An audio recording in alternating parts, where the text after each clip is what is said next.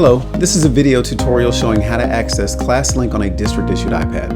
On Chromebooks, Windows-based machines, and other personal computing devices, accessing ClassLink is done through a browser, and links to other sites and web-based applications from there.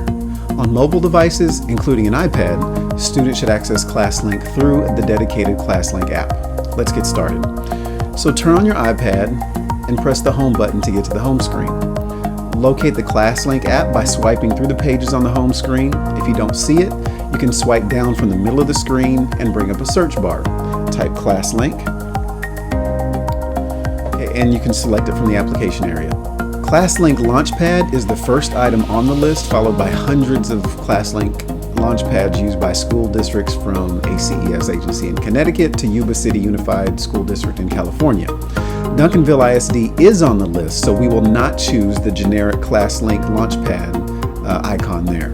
To find our Launchpad, begin to type Duncanville into the search bar at the top of the screen.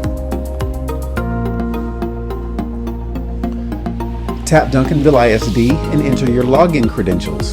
You can toggle Remember Me if you so choose. Tap Sign In to continue.